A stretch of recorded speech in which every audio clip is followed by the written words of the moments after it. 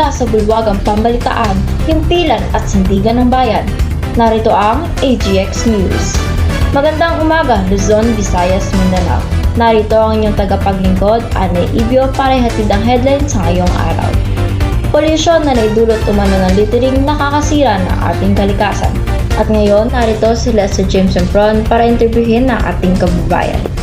Kasama po natin ngayon si Sir Amiel Kitig para sagutin ang ating mga katanungan. So, para sa akin po, yung littering is parang ano na siya, natural na state ng tao, parang nakagawian na po siya. So, kahit anong batas or patakaran po implement, hindi na po siya mapipigilan. Pero maaari naman po siya mabawasan. And yung naisip ko naman po na solusyon para mabawasan yung littering is magsasagawa ng mga seminar para magbigay ng kaalaman sa mga kabataan, sa mga tao, kung paano i-handle ng tama ang magpasura kanila nakikita sa kapaligiran.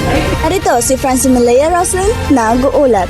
Kasama po natin ngayon si Ginoong Bukal upang sagutin ang ating katanungan. Ang littering ay isang suliranin dapat bigyan ng agarang solusyon dahil magmumukhang hindi kaaya-aya ang paaralan. Sa aking tingin, maaaring magtulungan ang organisasyon sa loob ng paaralan upang mapanatili itong malinis. At si Kurt Jaren Rosero para sa karagdagan pang ulat. Ngayon narito kami kasama si Ma'am Evan Asmin upang sagutin ang aming katanungan.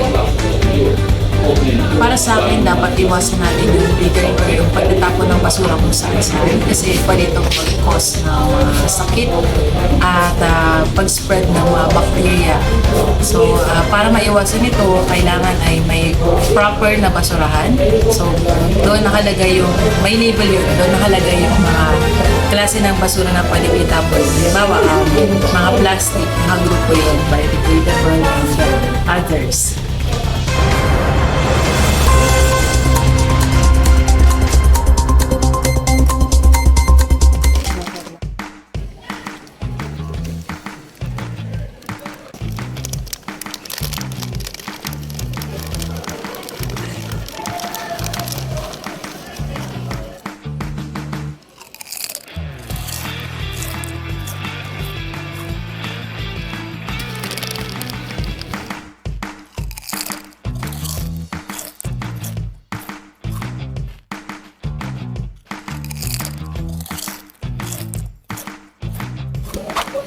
Uy, Graham, tigilan mo yan.